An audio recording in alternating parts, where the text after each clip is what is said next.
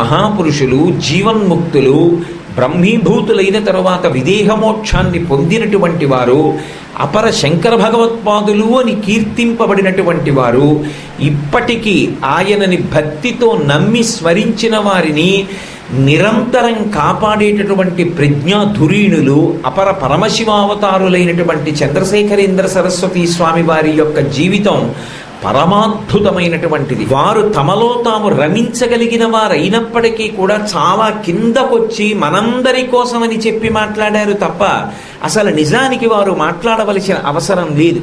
ఎందుకంటే వారు పొందినటువంటి స్థితికి వాక్కు ప్రతిబంధకం. అయినా వారు ఎందుకు మాట్లాడాలి, అయినా వారు ఎందుకు తిరగాలి అంటే మన కొరకు. అయ్యో నేను వెళ్ళకపోతే వాడికి ఎలా దర్శనం లభిస్తుంది, నేను మాట్లాడకపోతే వాడికి ఎలా సోపానం తెలుస్తుంది, అందుకుని మాట్లాడారు. అందుకే వారు మాట్లాడినది ఉపన్యాసం కాదు, వారు మాట్లాడితే అనుగ్రహ భాషణం. వారు అనుగ్రహించి మాట్లాడారు తప్ప మాట్లాడడం కోసం మాట్లాడిన వారు కాదు. వారు ఎంతసేపు మాట్లాడాలి, ఒక్క మాట చాలు. జగద్గురువులైనటువంటి మహాపురుషులు ఒక్కసారి నోరు విప్పి ఒక్క మాట మాట్లాడారనుకోండి, మనలో కొన్ని కోట్ల జన్మలుగా తరువుకొస్తున్నటువంటి అవిద్య అంతా నశించి పారిపోతుంది. వారు మాట్లాడక్కర్లేదు. వారు ఒక్కసారి అలా చూశారనుకోండి చాలు. వారి వీక్షణం చాలు, వారి భాషణం చాలు, వారి స్పర్శ చాలు, వారి సేవనం చాలు, వారి స్మరణం చాలు, వారు చూపిన మార్గం చాలు. వారి జీవిత చరిత్రని ఒక్కసారి చదువుకోవడం మనకి కూడా అటువంటి ధృతి కలగడానికి కారణమై ఉంటుంది. కాబట్టి వారు రాశీభూతమైనటువంటి కారుణ్యమై ఉంటారు. గురువు అంటేనే కరుణ. ఇక జగద్గురువైనటువంటి వ్యక్తి ఎంత స్థాయిలో కారుణ్యాన్ని పొంది ఉంటారు. కాబట్టి ఈ కారుణ్యాన్ని పొంది ఉండగలగడం ఒకెత్తైతే, అంత స్థాయిలో నిలబడగలగడం ఒకెత్తైతే, వినయాన్ని కలిగి ఉండడం ఒకెత్తు. ఇది అంత తేలికైన విషయం కాదు. నేను ఈ మాట అన్నాను కాబట్టి మీతో ఒక మాట మనవి చేస్తాను.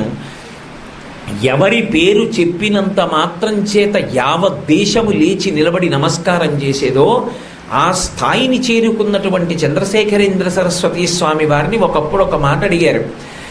మిమ్మల్ని జగద్గురువు అని పిలుస్తారు కదా, మీరు జగత్తుకంతటికీ గురువు కదా అని ఏదో చెప్పబోతున్నాడు యువతల వ్యక్తి. ఆగు అన్నారు. జగత్తుకంతటికీ గురువు కాదు, జగత్తు గురువుగా కలిగిన వాణ్ణి నేను. సమస్త జగత్తు నాకు గురువు. నేను నిరంతరం అడుగు తీసి అడుగు వేస్తే దత్తాత్రేయ స్వామి వారు 24 మంది గురువులను పొంది ఎలా బుద్ధిని సంస్కరించుకున్నారో అలా నేను ఈ జగత్తునంతటినీ గురువుగా స్వీకరించిన వాడిని, జగత్తుకి గురువుని కాను అని ఆయన చక్కదిద్దారు. నిజానికి ఆయన జగత్తుకి గురువు, కానీ జగత్తు గురువుగా కలవాడడం ఎంత వినయం. ఆ మాట అనడం మాటలా అంత తేలిక విషయం కాదు. గత జన్మలలో ఎన్ని కోట్ల జన్మలలో చేసిన సాధనో ఫలిస్తే అంత వినయాన్ని పొందగలిగితే అదిగో అంతటి మహాజ్ఞాని అయ్యుండి తన సంకల్ప బలం చేత దేన్నైనా సాధించగలిగినటువంటి ప్రజ్ఞాధురీనుడై నిరంతరము ధర్మముతో సమన్వయమవుతూ పీఠాధిపత్యంలో ఉన్న అంత వినయంతో ప్రవర్తించగలిగినటువంటి లక్షణం ఏర్పడుతుంది. చంద్రశేఖరేంద్ర సరస్వతీ స్వామి వారి జీవితం చాలా చాలా ఆశ్చర్యకరమైనటువంటి జీవితం. భారతదేశంలో వేళ్ల మీద లెక్క పెట్టడానికి యోగ్యమైనటువంటి మహాపురుషులలో ఒకరు చంద్రశేఖరేంద్ర సరస్వతీ స్వామివారు. కంచి కామకోటి పీఠానికి 68వ పీఠాధిపతి. అవిచ్ఛిన్నంగా 87 సంవత్సరములు పీఠాధిపత్యం చేశారు. చంద్రశేఖరేంద్ర సరస్వతీ స్వామివారు కంచి కామకోటి పీఠాధిపత్యంలో ఉండగా 13వ ఏట సన్నిధించి చాతుర్మాస్యాలు మొదలు పెడితే 100 సంవత్సరములు చేశారు. అంటే 87 సంవత్సరములు చాతుర్మాస్యాలు చేశారు. అంటే వారు నమస్కరించవలసినటువంటి వారు ఈ భూమండలం మీద లేరు. ఎవరైనా ఈ భూమండలం మీద నమస్కరించవలసి వస్తే ఒక్క చంద్రశేఖరేంద్ర సరస్వతి మహాస్వామికే. ఆయన నమస్కరించవలసిన వాడు ఇక లేరు. అప్పుడు ఏమనాలి? చూశారా నేను ఏ స్థాయికి వెళ్ళానో అనాలి. ఆయన ఏమన్నారో తెలుసా? ఇది చాలా అపురూపమైన విషయం కదా అన్నారు. ఒకసారి ఆయన దగ్గరికి వెళ్ళి ఆయన అన్నారు, అవును నిక్కచ్చిగా అపురూపం. ఎందుకో తెలుసా? నేను కలియుగంలో పుట్టడం నా అదృష్టం, త్రేతాయుగంలో పుట్టకపోవడం నాకు గొప్ప వైభోగం అన్నారు. అదేమిటి? మేమంటున్నదొకటి, మీరంటున్నదొకటి, ఏమిటి మీకు పట్టిన అదృష్టం కలియుగంలో అంటే ఆయన అన్నారు, త్రేతాయుగంలో రామచంద్రమూర్తి ఉన్నాడు. రామచంద్రమూర్తి నరుడిగా భూమి మీద నడయాడాడు. 16 గుణములతో శోభించాడు. 16 గుణములు పరిపూర్ణముగా కలిగిన పురుషోత్తముడైనప్పటికీ నరుడిగా ఈ భూమి మీద నడయాడాడు కనుక త్రేతాయుగంలో సన్యాసాశ్రమంలో ఉన్న నేను కనబడితే రాముడు నాకు నమస్కరించుండేవాడు, నేను రాముడికి నమస్కరించలేకపోయేవాడిని. కలియుగంలో పుట్టాను కాబట్టి 87 చాతుర్మాస్యాలు చేసినా రాముడికి నమస్కరించుకుంటున్నానన్నాడు. ఏమి చెప్పాలి ఆయన వినయం? అది చంద్రశేఖరేంద్ర సరస్వతి మహాస్వామి వారంటే. ఎంతటి మహోన్నతమైనటువంటి స్థానానికి ఎదిగిపోయారు అంటే, తరువాతి కాలంలో ఆయన వస్తున్నారు అంటే నమస్కరించని వాడు లేడు. ఒక సన్యాసాశ్రమంలో ఉండి పీఠాధిపత్యంలో ఉన్న వ్యక్తి యొక్క దర్శనానికి వెళ్ళినప్పుడు పైన ఉన్నటువంటి చొక్కా బనీను విప్పేసి ఉత్తరీయాన్ని నడుముకి కట్టుకుని దర్శనానికి ఎడతారు. కామకోటి పీఠాధిపత్యం వహించిన చంద్రశేఖరేంద్ర సరస్వతి స్వామి వారి శరీరత్యాగం చేసిన తరువాత కూడా వారి యొక్క భౌతికమైనటువంటి ఆ శరీరాన్ని చూడడానికి కూడా అందరూ అలాగే వచ్చారు సుమా. ఎవరూ చొక్కా బనీనితో రాలా. అంత ప్రజ్ఞ, అంత గౌరవం, అంత ప్రేమ సంపాదించుకున్నటువంటి వారు ఎవరైనా ఉంటే చంద్రశేఖరేంద్ర సరస్వతి మహాస్వామి వారి. అంత స్థాయిలో యావత్ భారతం ప్రేమని మూట కట్టుకున్నటువంటి వ్యక్తి వారొక్కరే. అది అంత తేలికగా అందుకోవడానికి యోగ్యమైనంత ఎత్తు కాదు, అంత ఎత్తి ఎదిగిపోయారు మహానుభావుడు. యావత్ భారతాన్ని కూడా పాదచారి అయి పర్యటించారు. ఎన్నడూ సన్యాసాశ్రమ ధర్మానికి వ్యతిరేకంగా చక్రాలతో వెళ్ళేటటువంటి వాహనం ఎక్కింది లేదు. వెడితే శిష్యులు మోసిన పల్లకీలు లేదా కాలినడకన. అలా కాలినడకన వెడుతూ ఒకప్పుడు రామేశ్వరం వెళ్ళవలసి వస్తే, రామేశ్వరం వెళ్ళవలసి వచ్చినప్పుడు కూడా ఆ రోజుల్లో బ్రిటిష్ ప్రభుత్వం పరిపాలించిన వారు వాహనంలో వెళ్ళరు, రైల్లో వెళ్ళరని ప్రత్యేకంగా రైళ్ల రాకపోకలు ఆప్ చేసేస్తే కింద సముద్రం ఘోషిస్తుంటే కెరటాలు ఎగిరిగిరి పడుతుంటే సత్యజండం చేత్తో పట్టుకుని ఒక్కొక్క దొంగ మించి ఒక్కొక్క దొంగ మీద కాలేస్తుంటే మధ్యలోంచి చూస్తే కింద సముద్రం పెద్ద పెద్ద కెరటాలతో పైకి లేస్తూ ఉంటుంది. విపరీతమైన గాలి, బట్ట ఎగిరిపోతుంటుంది పక్కకి. అటువంటప్పుడు కూడా నియమం తప్పకుండా వంతెన అలాగే సత్యదండాన్ని పట్టుకుని ఒక్కొక్క కమ్మీ నుంచి దాటుతూ రామేశ్వరం వెళ్ళి దర్శనం చేశారు తప్ప వాహనంలో మాత్రం మరెళ్ళలేదు. త్రేతాయుగంలో రామచంద్రమూర్తి ఎలా ఆశ్రమ ధర్మాన్ని పాటించాడో కలియుగంలో సన్యాసాశ్రమ ధర్మాన్ని మళ్ళీ అలా 100కి 100 పాళ్ళు పాటించినటువంటి మహానుభావుడు చంద్రశేఖరేంద్ర సరస్వతి మహాస్వామి. 9 పూటలు త్రిపుర సుందరి చంద్రమౌళీశ్వరారాధన చేసి కొత్తగా పీఠాధిపత్యం తీసుకుంటే రాత్రి అన్నం తినకూడదు, కేవల పలహారం వరకు కొంతవరకు అనుమతింపబడుతుంది తప్ప వారు అంత కష్టంలో చిన్న పిల్లవాడిగా అకస్మాత్తుగా పీఠాధిపత్యంలోకి వెళ్ళిన నియమాన్ని కూడా తప్పేవారు కాదు. ధర్మం అంటే ధర్మమే. ఎంత పూనికో చూడండి మహానుభావుడికి.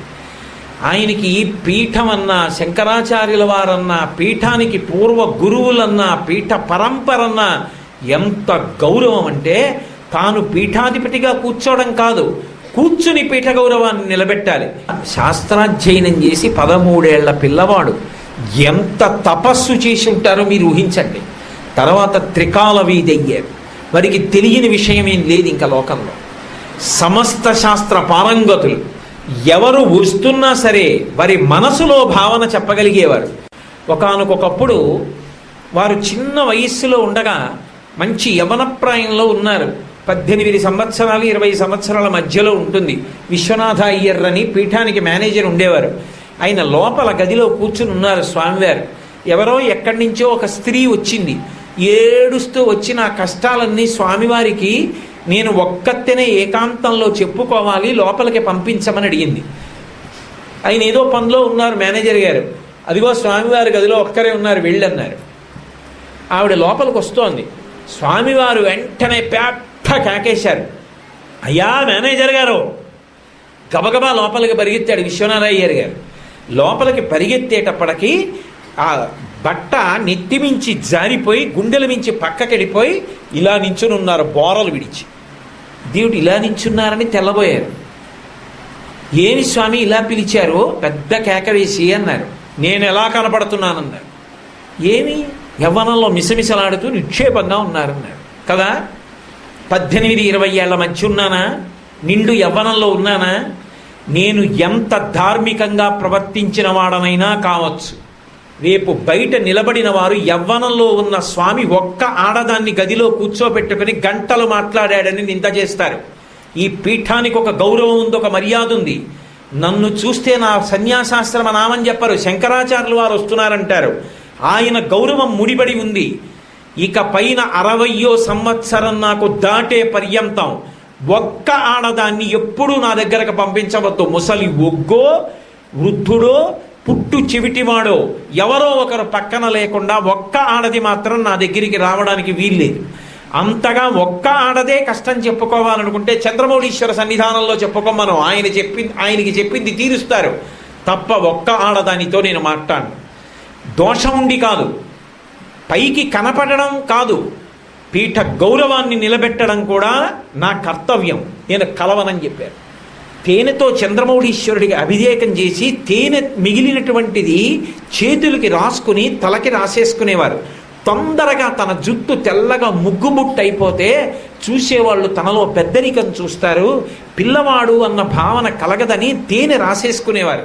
ఏ విషయాన్నైనా సరే పీఠ మర్యాదకి కించిత్ భంగం రాకూడదని అంత గౌరవంతో అంత మర్యాదతో ఆలోచన చేస్తుండేవారు తప్ప నేను పీఠాధిపతిని ఎలా చేస్తే ఏమవుతుందనేటటువంటి అతిశయ భావంతో ఒక్క క్షణం కూడా ప్రవర్తించేవారు కాదు. అటువంటి మహాస్వామి కాంచీపురంలో ఉన్నటువంటి కామకోటి పీఠానికి 68వ పీఠాధిపతులై ఆ పీఠ ఔన్నత్యాన్ని, సన్యాసాశ్రమ వైభవాన్ని, పీఠాధిపతి యొక్క గౌరవాన్ని ఎంత స్థాయిలో ఉద్దీపింపజేశారంటే సనాతన ధర్మానికి చెందినవారు కాదు, బౌద్ధ ధర్మానికి చెందినవారు దలైలామా. అటువంటి దలైలామా ఒక మాట అన్నారు, ఈ శతాబ్దపు నిజమైన సన్యాసి ఎవరైనా ఉంటేది చంద్రశేఖరేంద్ర సరస్వతి మహాస్వామి వారు ఒక్కరే. అంతటి మహానుభావుడు. వారి తపస్సు యొక్క శక్తి చెప్పవలసి వస్తే మీకు నేను ఒక ఉదాహరణ చెప్తాను. వారు ఉత్తర భారతంలో పర్యటిస్తున్న రోజులలో రాత్రి 11 గంటల వేళ వారు లోపలికి వెళ్ళి పడుకున్నారు. పడుకుంటే బయట అరుగు మీద పడుకున్నారు. చంద్రమౌళీశ్వర శాస్త్రి గారు ఇక్కడే ఉన్నారు నా పక్కనే. చంద్రమౌళీశ్వర శాస్త్రి గారు కళ్ళమ్మట నీళ్లు పెట్టుకుని స్వామివారు విశ్రాంతి తీసుకున్న గది వైపు తిరిగి బాధపడ్డారు. ఈయన ఎక్కడికన్నా వెడితే ఆ ఊళ్ళో ఉన్న వాళ్ళందరూ లేచి నిలబడి నమస్కారాలు చేసి ఆయనకి సేవ చెయ్యాలనుకుంటారే, నేను ఆయనతోనే తిరుగుతున్నానే, నేను ఆయనకి ఏమి సేవ చేయగలుగుతున్నాను, నేను ఏమంత పెద్ద సేవ చేస్తున్నాను అని బాధపడి కళ్ళమ్మట నీళ్లు పెట్టుకుని పడుకున్నారు అరుగు మీద. కాసేపు అయిన తర్వాత కొంతసేపటికి తిరిగి వచ్చింది. ఎవరో పక్కన తగిలేరు, ఎవరో తగులుతున్నారని ఇలా చూశారు. మహాస్వామి వారు పడుకుని ఉన్నారు పక్కన. మహాస్వామి వారు పక్కన పడుకొని ఉన్నారు అంటే ఆయనకి నిద్ర పడుతుందా? ఉలిక్కి పడి లేచారు. లేచి నమస్కారం పెట్టి, స్వామి ఏమిటి మీరు వచ్చి ఇలా పడుకున్నారన్నారు. అంటే విసినికర్ర పెట్టి విసురు కాసేపు అన్నారు. ఆయన ఇంతకన్నా భాగ్యమా అని లేచి విసురుతున్నారు స్వామివారికి.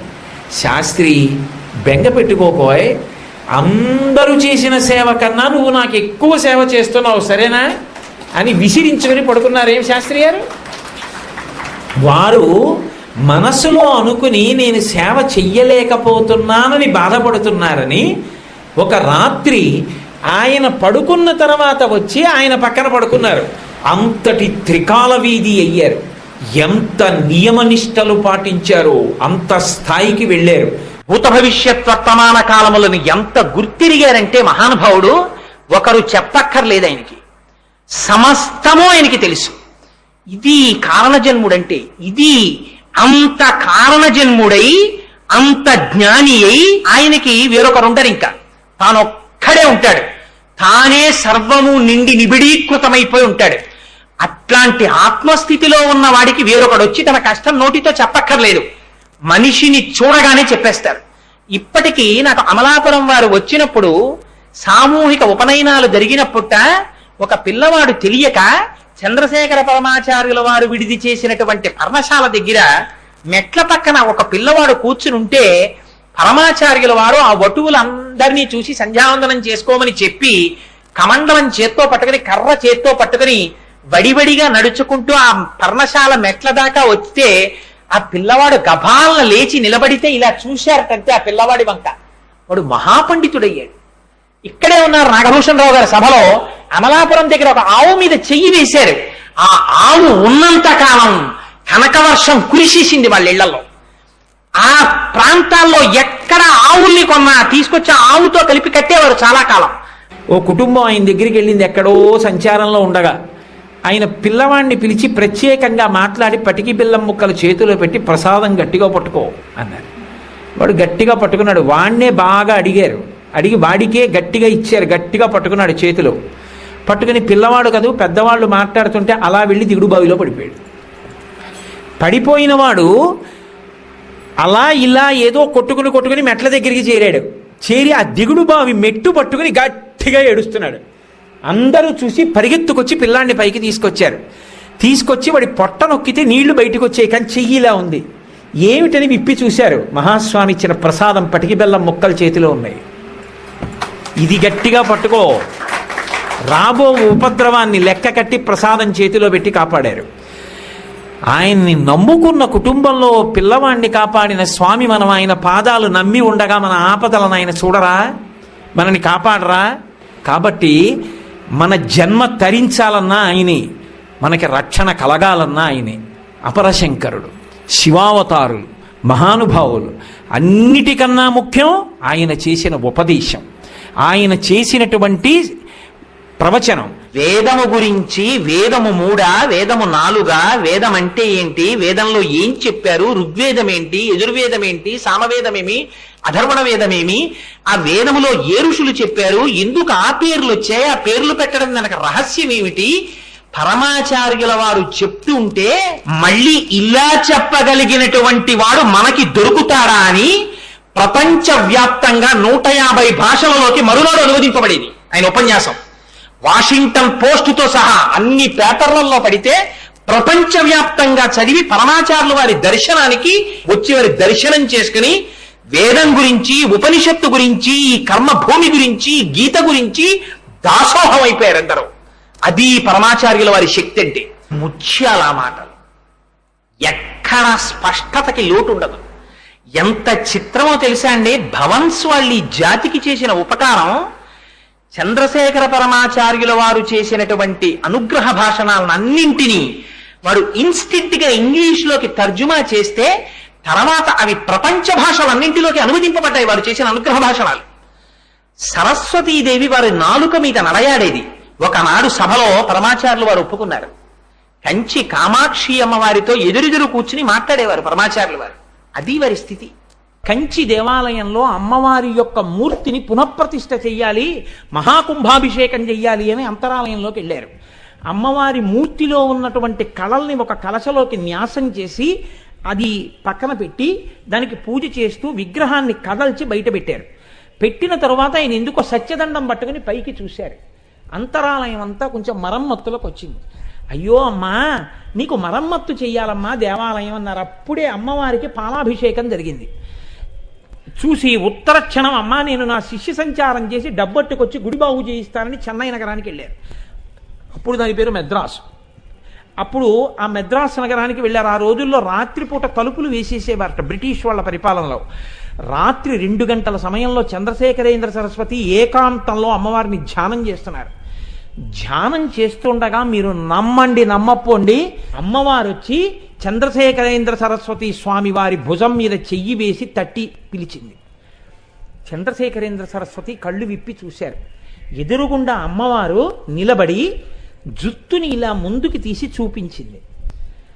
ఓయ్ పిల్లాడా, నా గుడిని బాగు చేయించడానికి డబ్బు కోసం పాలాభిషేకం చేసి ఇంత దూరం వచ్చావు. నా జుత్తు చూడు పాలతో ఎలా అట్టలు కట్టిందో, ఇలా ఎప్పుడైనా ఉందా నా జుత్తు? తొందరగా వచ్చి అభిషేకం చెయ్యవా? నా గుడి బాగు చేయించడానికి నువ్వు వెళ్ళి డబ్బు అడగాల, నన్ను అడిగితే నేను ఇవ్వనా అంది. అంతే. ఆయన ధ్యానంలోంచి లేచి వెంటనే బ్రిటిష్ వాళ్ళకి కబురు చేశారు, తలుపులు తీయండి, నేను కంచి వెళ్ళిపోవాలి. వాళ్ళు నయమండి. ఆనాడు మెద్రాసుని బ్రిటిష్ వాళ్ళు పరిపాలించినా వాళ్ళు నయం, దేవుణ్ణి నమ్మిన వాళ్ళు. మహానుభావుడు తలుపులు తీయండి అన్నారు. ఆయన రాత్రికి రాత్రి కంచి వచ్చారు. కంచి వచ్చి అమ్మవారికి అభిషేకం చేస్తే ఎక్కడి నుంచి వచ్చిందో ధనపు రాసులు వచ్చాయి. కంచి దేవాలయాన్ని పునర్నిర్మాణం చేసి అమ్మవారిని పునఃప్రతిష్ఠ చేశారు చంద్రశేఖరేంద్ర సరస్వతి. ఆయన పొందారు అమ్మవారి దర్శనాన్ని, అమ్మవారి కేశపాశ దర్శనం పొందారు. ఎంత అద్వైత స్థితిలో ఉన్నారో చూడండి. ఆయన ఎక్కడి నుంచి వచ్చింది ఆ స్థితి? ఇది మన వాక్కులకు అందదు, ఇది మన ఊహకు అందదు. ఇది పరమాచార్యుల వారి యొక్క లక్షణం. ధర్మానికి సంబంధించి, దేశంలో మతానికి సంబంధించి వచ్చేటటువంటి సమస్యల గురించి ప్రతిరోజు పీఠాధిపతి పేపర్లలో చదవాలి, వార్తాపత్రికలు. తను గట్టిగా 16-17 సంవత్సరాల వయస్సులో ఉండగా ఇవన్నీ చదవవలసిన అవసరం వచ్చింది పరమాచార్యుల వారికి. మేనేజర్ని పిలిచి ఎంత నియమం చెప్పారంటే, మీరు రోజు పేపర్ తీసుకుని లోపల ఏముందో కనపడకుండా దళసరి తెల్లటి అట్టలు పేపర్లో ఉన్నటువంటి అడ్వర్టైజ్మెంట్లు అన్నింటి మీద అంటించేయండి. ఇది పీఠాధిపతి చదవవలసిన అవసరం లేని వార్తలు అని మీరు ఏవి నిర్ణయించుకుంటారో వాటన్నిటి మీద కాగితాలు అంటించేయండి. ధర్మమునకు మతమునకు సంబంధించిన విషయములు ఏముంటాయో అవి మాత్రమే ఉంచి వార్తాపత్రిక నా దగ్గరికి తీసుకురండి. ఒక్క అటువంటి పత్రిక మాత్రమే నేను చదువుతాను. సన్యాసాశ్రమంలో ఉన్నటువంటి వాడు ఇంద్రియానికి లొంగకుండా తను ఉన్నటువంటి ఆశ్రమంలోనికి పేరు అపఖ్యాతి రాకుండా తాను నిలబడగలిగేటట్టుగా ప్రవర్తించడం అంటే ఎంత అశిధారావ్రతమో చూడండి. గృహస్థాశ్రమంలో ఉన్నవాడికి పర్వాలేదు, సన్యాసాశ్రమంలో ఉన్నవాళ్ళు ఎంత కష్టపడతారో, ప్రతినిత్యం ఎంత ధర్మాన్ని అనుష్ఠానం చేస్తారో మీరు చూడండి. అందుకని ఈ జాతి కాషాయం కనపడితే మోకరిల్లుతుంది, భూమి మీద పడి సాష్టాంగం చేస్తుంది. అది ఈ దేశంలో కాషాయానికి ఉన్న గౌరవం. అటువంటి చంద్రశేఖరేంద్ర సరస్వతి స్వామివారు ఒరుగంటి పూజ అని చేసేవారు కంచి పీఠంలో. ఎందుకు చేసేవారో తెలుసా అండి? ఆయన పీఠాధిపతి సర్వకాలములయందు సింహాసనంలో కూర్చుని, ఇవాళ ఫలానా కేంద్ర మంత్రి గారు వచ్చారండి, ఫలానా ముఖ్యమంత్రి గారు వచ్చారండి, కంచి పీఠానికి లోటేమిటి? ఎన్ని హైకోర్టుల జడ్జీలు వస్తారో, ఎంతమంది అడ్వకేట్స్ వస్తారో, ఎంతమంది కోటీశ్వరులు వస్తారో, ఎంతమంది మహాపండితులు వస్తారో, వచ్చిన వాళ్ళందరినీ పీఠాధిపతి లోపల కూర్చుని రెండని ఒక్కొక్కరితో మాట్లాడి వాళ్ళని పంపించేసి వెళ్ళిపోతుంటే కొన్నాళ్లు పోయిన తరువాత అసలు దక్షిణామూర్తి స్తోత్రం పీఠాధిపతికే జ్ఞాపకం ఉండే అవకాశం ఉంటుందా? అందుకని వచ్చిన వాళ్ళకి అందరికీ కూడా ఒక ప్రేరణ కలిగించడం కోసం పరమాచార్యులు వారు ఎంచుకున్నటువంటి మార్గం ఏమిటో తెలుసా అండి? రాష్ట్రపతే రానివ్వనివ్వండి, ప్రధానమంత్రే రానివ్వండి, ప్రతిరోజు కంచిపీఠంలో పరమాచార్యుల వారు 1 గంట సేపు ఒరుగంటు పూజ అని ఉంటుంది, జపం చేసుకుంటూ ఉంటారు. ఆ సమయంలో మిన్ను విరిగి మీద పడిపోనివ్వండి, బయటికి రారు, మాట్లాడరు. అంత పీఠాధిపతి కూడా జపం చేసుకుంటూ ఉండిపోతారు. అలా తాను చేశారు కనుకనే తాను ఏది చేశారో దాన్నే ఇతరులకు చెప్పేవారు. పీఠాధిపతి అయిన మొట్టమొదటి రోజున ఆయనకి ఎవరు నేర్పారండి సన్యాసాశ్రమ నియమాలు? ఇది పరమాచార్యులు వారు కారణజన్ముడు అనడానికి. ఆయన్ని తీసుకెళ్లి కార్వార్ పరివారాన్నంతటినీ చూపించి, మీరు ఏది ఎక్కితే దాని మీద అధిరోహించవచ్చు అన్నారు. అంటే పరమాచార్యులు వారు అన్నారు, సన్యాసికి నియమం ఏమిటో తెలుసా? సన్యాసి భూతముల పట్ల అత్యంత ప్రేమతో ఉండాలి. సన్యాస దీక్ష తీసుకున్నటువంటి వాడి యొక్క పదముల ఘట్టన చేత ఎట్టి పరిస్థితులలోనూ కూడా ఎక్కువ భూతములకు హాని జరగకూడదు. చక్రములతో కూడినటువంటి రథములు కాని, లేదా 4 కాళ్లతో నడిచేటటువంటి జంతువుల మీద నేను కూర్చుని ప్రయాణం చేసినా వాటి వలన ఎక్కువగా భూతములకు హాని జరుగుతుంది. అందుకని నేను పాదచారిని నడిచి వెళ్ళిపోతాను. ఆనాటి నుంచి చిట్ట చివరి వరకు పరమాచార్యుల వారు ఎన్నడూ కారు కాని, వ్యాను కాని ఏది ఎక్కలేదు. ఎప్పుడు వెళ్ళినా కాలినడకన వెళ్ళిపోవడమే. ఎంత చిత్రమో తెలుసా అండి, తెల్లవారుజామున 3 గంటలు, రాత్రి 2 గంటల వరకు పరివారం ఎక్కడికైనా వెళ్ళనివ్వండి, ఎన్ని అనుగ్రహ భాషణాలు చేయనివ్వండి, ఎంత పూజలు జరగనివ్వండి, 2 గంటలకి విశ్రాంతికి వెళ్ళిపోతే 3వ గంట అయ్యేటప్పటికి లేచిపోయేవారు. చంద్రశేఖరేంద్ర సరస్వతి స్వామి వారిలో ఉన్న గొప్పతనం ఏమిటో తెలుసా అండి? ఎక్కడ ఉండేవారో తెలుసా అండి మహానుభావుడు పరమాచార్యుల వారు? ఎక్కడ నీరు ఉంటుందో, నదులు కానీ ఏర్లు కానీ చెరువులు కానీ ఇలాంటివి ఎక్కడుంటాయో అక్కడ పెద్ద పెద్ద చెట్ల కింద కడ్డువా పడుకుంటుండేవారు. ఆయన పడుకుని మరునాడు ఆ తటాకంలో స్నానం చేస్తుండేవారు. అడుగడుగున ధర్మమే, ఎలా నియమం పాటించాలో అలా పాటించేవారు. ఇలా పరమాచార్యుల వారి జీవితంలో ఎన్ని సంఘటనలు, ఇన్ని సందర్భాలు. ఆశ్చర్యకరమైన విషయం ఏమిటో తెలుసా అండి? కేవల పీఠాధిపత్యం కాదు, వారు చేసినటువంటి అనుగ్రహ భాషణాలు, వారు మాట్లాడిన ఒక్కొక్క మాట ఈ దేశంలో కొన్ని కోట్ల మందిని మార్చాయి. అది గురువు అంటే. కొన్ని కోట్ల మందిని మార్చగలిగినటువంటి వాడు గురువు. పరమాచార్యుల వారు వేదిక మీద వెళ్ళి కూర్చుంటే ఒక ఊర్లో కొన్ని వేల మంది వచ్చి 100 రూపాయల నోట్ల కట్టల దగ్గర నుంచి, బంగారపు గొలుసుల దగ్గర నుంచి వేదిక నిండిపోయింది. బంగారంతో సొమ్ము కట్టలతోటి నిండిపోతే పరమాచార్యుల వారు వీటన్నిటి వంక చూసి అన్నారు, నేను మీలో ఎవ్వరినైనా 1 రూపాయి తెచ్చి నాకు ఇమ్మని అడిగానా? అడగలేదు. కానీ పేద సన్యాసి కోసం మీ అందరూ ఇన్ని కానుకలు తెచ్చి నాకు ఇచ్చారు. నేను నోరు తెరిచి మిమ్మల్ని అడుగుతాను, నాకు ఒక్కటి ఇవ్వగలరా మీలో ఉన్న ప్రతివారు అని అడిగారు. ఏం కావాలి స్వామి అన్నారు. మీ అందరికీ రోజుకి 24 గంటల సమయం ఉంది కదా, ఈ పేద సన్యాసికి 2 నిమిషములు దానం చెయ్యగల. ఆసనములలోంచి లేచి నిలబడి మాకు ఉన్న ప్రతి రోజులో 2 నిమిషములు చంద్రశేఖర పరమాచార్యుల వారికి ధారపోసేస్తున్నాం అని నాకు దానం చేయండి అన్నారు. అందరూ లేచి 2 నిమిషములు పరమాచార్యుల వారికి దానం చేస్తున్నాం అన్నారు. ఇప్పుడు మీది కాదు కదా 2 నిమిషాలు, నాది. అందుకని నేను చెప్పినట్టు మీరు వినియోగించండి. 2 నిమిషములు ప్రతిరోజు భగవన్నామము చెప్పుటకు తప్ప వేరొక దానికి ఉపయోగించకండి. మీరు ప్రయాణంలో ఉండండి, కూర్చోండి, నించోండి, ఏం చేస్తుండండి, ఒక్కసారి వాచి చూడండి. 10:10 అయింది. 10:12 వరకు ఇవాళ 2 నిమిషాలు నేను చేసిన దానపు సమయాన్ని పరమాచార్యులు వారు చెప్పిన ప్రయోజనానికి వాడుతున్నాను అని 2 నిమిషాలు భగవన్నామం తప్ప వేరొకటి ఉండకూడదు. అది మీ ఇష్టం, ఏ స్వరూపం కానివ్వండి, ఏ నామం కానివ్వండి, భగవన్నామం చెప్పుకోండి. ఎన్ని కోట్ల మంది ఈ జాతిలో ఉద్ధరింపబడిపోయి ఉంటారండి ఆ మాటకి. ఎంతమందిని రోజుకి 2 నిమిషాలు భగవన్నామానికి పరమాచార్యులు వారు వెచ్చింపచేశారు. ఇది గురువుల యొక్క స్థితి అంటే, ఇది కాషాయం అంటే. ఇలా పరమాచార్యుల వారు ఎంతమందిని ఉద్ధరించారో మహానుభావుడు.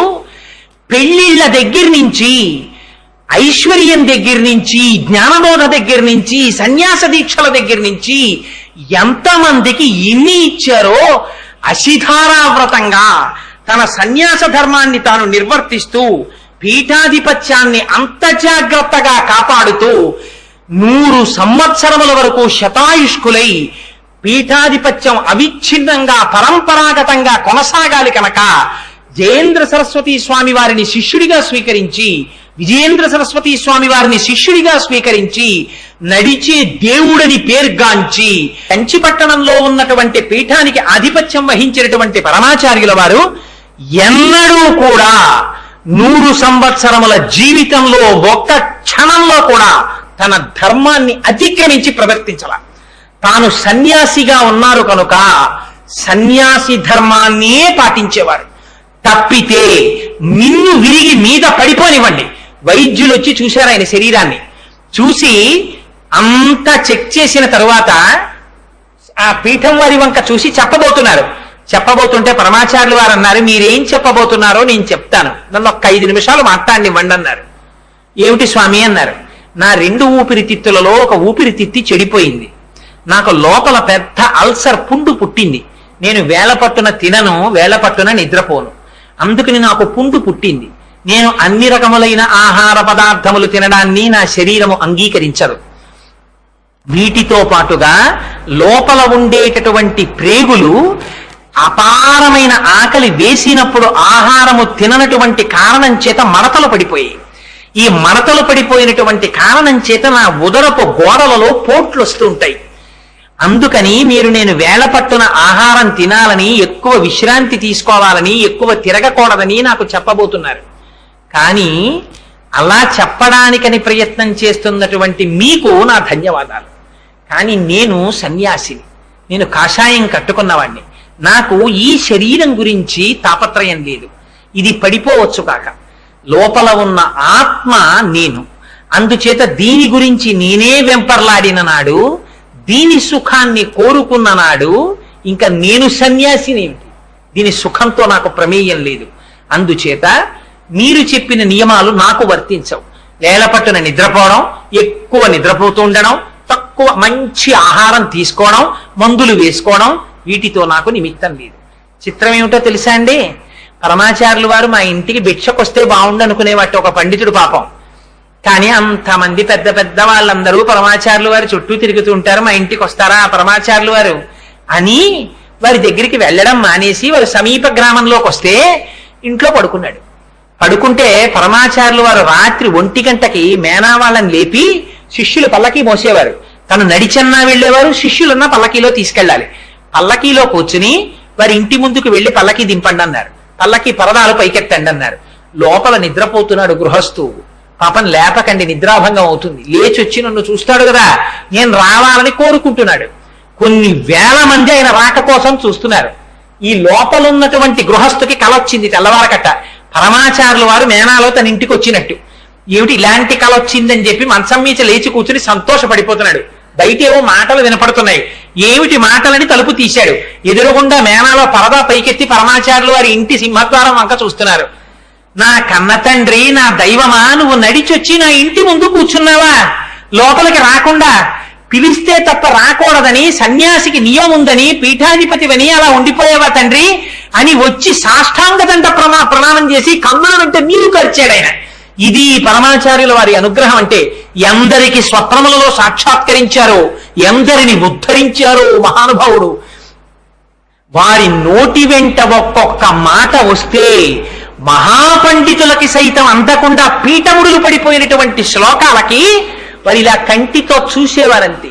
అలాగని ఎక్కువ మాట్లాడేవారు అనుకుంటున్నారేమో పరమాచార్యుల వారు. అలా మాట్లాడడం అలవాటైపోతుందని ప్రయత్నపూర్వకంగా మౌన దీక్షలోకి వెళ్ళిపోయేవారు.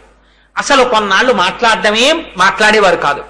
ఇంత పెద్ద పీఠ ఉంటే తనంత తానుగా ఎండలు మండిపోతున్న రోజులలో దీక్ష తీసుకుని చిన్న పర్ణశాల కట్టుకుని ఆ పర్ణశాలలో ఉండి తపస్సు చేస్తూ ఉండేవారు. అది పరమాచార్యుల వారంటే. శరీరం అంతా మంత్రపూతము చేసుకున్నారు. పీఠంలో గోవు ఈనలేకపోతుంటే పశువైద్యులు వచ్చి చూసి లోపల ఉన్న దూడ చనిపోయింది, ఆవు కడుపులో దూడ చనిపోతే ఆవు ఈనదు, కాబట్టి ఆవు కూడా మరణిస్తుంది, ఈ ఆవుకి ఇక ఆయుర్దాయం లేదని చెప్పారు. స్వామి చంద్రమౌళీశ్వరార్చన చేసి దిగుతున్నారు. పరిగెత్తుకుంటూ వెళ్ళారు. వెళ్ళి స్వామి, పీఠంలో ఉన్నటువంటి గోవు కడుపులో ఉన్న దూడ మరణించిందిట, కాబట్టి గోవు కూడా కొద్దిసేపట్లో మరణిస్తుందని వైద్యులు చెప్పారన్నారు. ఆగలేదు ఎక్కడ. సత్యదండం పట్టుకుని తిన్నగా బయలుదేరి వచ్చారు అపరశంకరుడు. వచ్చి నిలబడి దాని పృష్ఠభాగం వంక అలా చూశారు. ముందుకెళ్ళి దాని ముఖం వంక పరమప్రసన్నంగా చూశారు. ఆయన చూపుల చేత అది ఏ ప్రసన్నతని పొందిందో టక్కున ఈనింది. ప్రాణంతో ఉన్న దూడ కింద పడింది. ఒక గోవు పీఠంలో మరణించడానికి వీల్లేదు. తన తపశ్శక్తిని దృష్టి చేత ధారపోసి బతికించి కాపాడారు. అమ్మవారు కూడా ఆవిరి మాటలు వినేది. 1-2 సందర్భాల్లో మాత్రం బయటపడిపోయారు. అప్పుడు మాత్రం ఇంకా తప్పించుకునే అవకాశం లేక చిరునవ్వుతో అంగీకరించవలసి వచ్చింది. లేకపోతే డాంబికంగా బయటపడేవారు కాదు. కంచి కామాక్షి అమ్మవారితో తాను మాట్లాడతానన్న విషయాన్ని ఒక రోజు ప్రసంగవశాత్తు బయటపడ్డారు పరమాచార్యులు వారు. ఆ ఎదురుగుండా ఉన్న శిష్యుడు మంచి గట్టివాడు. వాడు పట్టుకున్నాడు, ఎవరు అమ్మా నిజం చెప్పండి, మీరు ఎవరితో మాట్లాడారని. కామాక్షి అమ్మవారితో మీరు మాట్లాడారు, నిజమా కాదా? ఒకడు దేహం విడిచిపెట్టిపోయాడు, ఒకడు మాత్రం నవ్వుతూ అంగీకరించారు అవును అని. అంతటి స్థితప్రజ్ఞులు, అంతటి మహాపురుషులు. అటువంటి మహాపురుషుడు చంద్రశేఖరేంద్ర సరస్వతి స్వామివారు తనంత తానుగా కోరి తీసుకున్న సన్యాసం కాదు, గురువుల దగ్గర కూర్చుని చదువుకున్న చదువు కాదు, తపస్సు చేసి తెచ్చుకున్న ఆత్మస్థితి కాదు. కానీ ఇటువంటి స్థితికి ఎలా రాగలిగారు? ఇది కారణజన్ములంటే, ఇది గురువులంటే. అటువంటి పీఠం కంచి పీఠం, అటువంటి పీఠాధిపతులు చంద్రశేఖరేంద్ర సరస్వతి స్వామివారు. ఆయన జపం చేస్తుంటే దగ్గరికి వెళ్ళి పిలవడానికి భయపడ్డారు ఆ రోజుల్లో, అంత అటువంటి జపం చేసేవారు. అట్లాంటి పరమాచార్యుల వారు పీఠంలో ఉండగా వారి ఆరోగ్యం బాగులేదని డాక్టర్ భాస్కర్ గారని డాక్టర్ గారిని తీసుకొచ్చారు. డాక్టర్ గారు అప్పుడే భోజనం చేయడానికి వెళ్ళారు. బాలస్వామి వారు మెడ్రాస్ పెడుతున్నానని అప్పుడే పరమాచార్యుల వారికి వచ్చి నమస్కారం చేస్తే చెయ్యి ఊపి వెళ్ళి రమ్మని ఆశీర్వచనం చేశారు. అందరూ వెళ్ళిపోయారు. ఒక్క సేవకుడు మాత్రం పక్కన ఉన్నాడు. అతన్ని కూడా వెళ్ళి కొద్దిగా మంచినీళ్లు పట్రా అని పంపించేశారు. ఆ సేవకుడు కూడా బయటికి వెళ్ళిపోయాడు. ఒక్కరే లోపల ఉన్నారు. ఎంత రహస్యం అంటే మళ్ళీ లోపలికి వచ్చేటప్పటికి పరమాచార్యుల వారి శరీరం ఒక్కటే ఉంది. వారు వెళ్ళిపోయారు. ఆ వెళ్ళిపోయే రోజున మాత్రం తన తల్లి గారి చిత్రపటాన్ని తీసుకురమ్మని అడిగారు, మహాలక్ష్మమ్మ వారిది. అమ్మగారి చిత్రపటాన్ని తీసుకొచ్చి అక్కడ పెట్టండి అన్నారు. అక్కడ పెడితే అమ్మగారి యొక్క చిత్రపటం వంక అదే పనిగా చూశారు. ఎంత సన్యసించనివ్వండి, ఎంత మహాత్ముడు కానివ్వండి, ఈ జాతికి ఉన్న లక్షణం ఏమిటో తెలుసా అండి? అమ్మ పేరు చెప్తే మోకరిల్లేరు. ఆత్మస్థితిగతులై సన్యసించి పునర్జన్మని పొందినటువంటి పరమాచార్యుల వారు అమ్మగారి శరీరం విడిచిపెట్టారని తెలిస్తే అంత విచలితులయ్యారు. చిట్ట చివర తాను శరీరం విడిచిపెట్టే రోజున అమ్మగారి చిత్రపటాన్ని తెచ్చుకొని తదేకంగా చూశారు. ఎవ్వరూ పక్కన లేకుండా ఇంత చక్రవర్తి స్థితిని పొంది ఇంత పరివారం ఉన్నవారు ఎంత విచిత్రమో చూడండి. ఆ క్షణం వచ్చేసరికి ఏమిటో ఎవరి మానాన వాళ్ళు వెళ్ళిపోయారు. పక్కన ఎవ్వరూ లేకుండా ఉండరు అసలు. అలాంటిది ఒక్క సేవకుడిని కూడా పైకి పంపించేశారు. అతి రహస్యంగా వెళ్ళిపోయారు. అలా పువ్వులా వచ్చారు, పువ్వులా వెళ్ళిపోయారు. ఆయన కారణజన్ముడు అనడానికి ఇంకా ఇంతకన్నా దృష్టాంతం ఏమిటి? భగవానుడు అవతారమూర్తిగా వచ్చి రాక్షస సంహారం చేస్తాడు. కానీ ఒక గురుస్వరూపంగా వచ్చి, ఒక గురువు జ్ఞానమే ఇయ్యగలిగిన వాడు, మోక్షమే ఇప్పించగలిగిన వాడు, భౌతికమైన ఐశ్వర్యాన్ని కోరికల్ని తీర్చడం ఒక లెక్క.